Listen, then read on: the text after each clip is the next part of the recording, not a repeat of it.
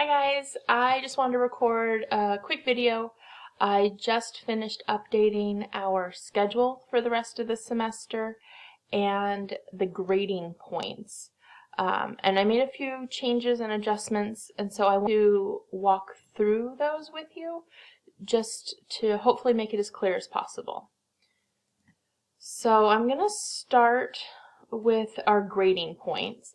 And so I have this up on Canvas as a PDF.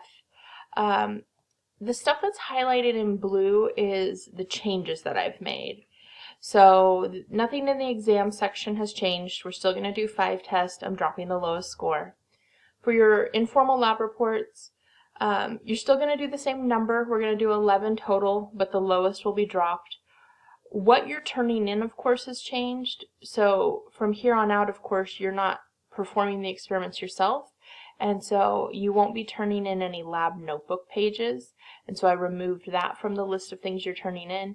And then, as always, I will put specifics and those due dates up on Canvas. In the formal report section, originally we were going to do 2 formal reports, and so I've cut that down to just 1. And the experiment we're going to do for is experiment number 11. And so I'll have information and some exam reports up on Canvas. I think there's some up there already, and I'll double check to make sure that they still apply and that it's the right information. So it's these sections that are listed here that you'll need to include, and I'll probably make a video talking about this later on since we can't talk about it in person. But yeah, we'll talk about that a little bit more.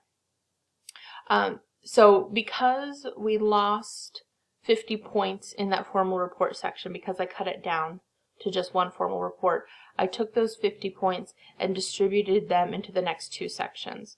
So in our worksheet section, I added 2 worksheets. Originally we were going to do 7, and I bumped it up to 9. And so where worksheets got added, I added one for chapter 14, and then I added one that's a combination of chapters 9 and 10.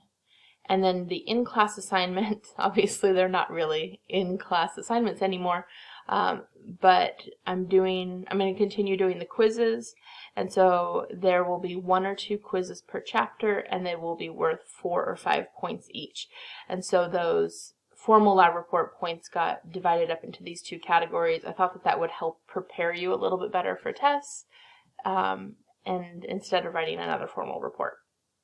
Okay, so let me show you our schedule. Now, no guarantees that this won't change. This was after a lot of thinking and working on it. So on Mondays and Wednesdays, our regularly scheduled class time, I have listed down essentially how you should be spending your time. So I know that involves watching videos and not actually coming to lecture or doing these labs, but this is how I would schedule out our class time.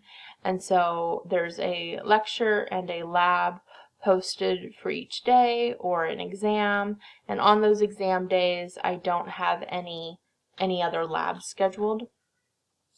And then on Tuesdays and Thursdays, the quizzes are due. So the idea is that you would watch the videos on the Monday and the Wednesday, and then you should do the quizzes before the end of the next day so that you're ready for the next set of information. And then I thought long and hard about the due dates for everything else. Because we're doing this online, I can be a little bit more flexible with due dates. And so what I'm doing is whatever we're doing the week before. So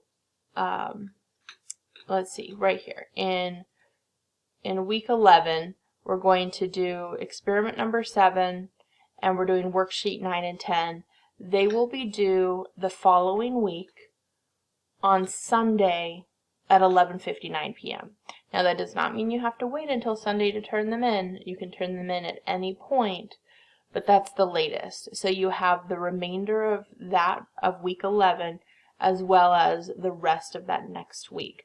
I wanted to give you some flexibility with turning things in just because of everything going on. The one exception to that, experiment number 11, because that's our formal report, I'm giving you some extra time for that. So that will be due at the end of our last week. If you want to send me rough drafts or any information we're leading up to that, you are always more than welcome to.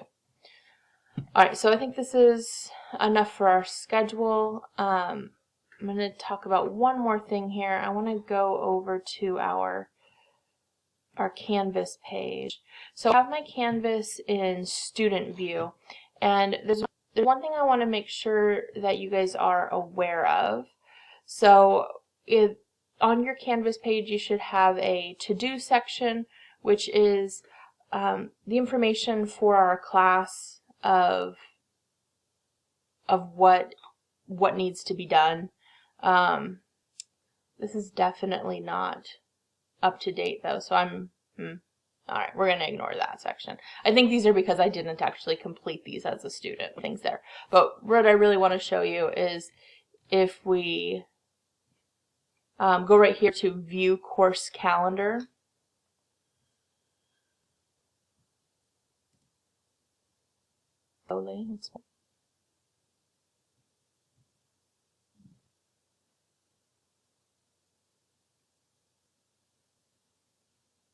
There we go. The course calendar view, it will show you all due dates. Now there's not going to be a whole lot in there right now because I'm working on adding stuff, but you can see that there's past information in there. It has our chapter 8 quizzes. It has number 3 in there. But this is a good way to keep track of those due dates. I've had a couple students say that they're having trouble keeping up or even just kind of figuring out where to look, especially because different teachers are using Canvas in different ways, so it can be a little bit challenging to know where to look. I think that this is the best way. And on the side over here, mine says Chem 280A because that's my only course, but if you guys have more courses, you will see all of your classes' due dates in here. And then if you click on your feed, it will give you a link, and you can put that link into a Google Calendar or an iCal and incorporate that into the rest of your calendars if you want to have it all in one space. Alright, that is it for today. I will keep posting stuff over spring break so you guys can get ahead of the game like I'm trying to do, but if not, enjoy some relaxing time.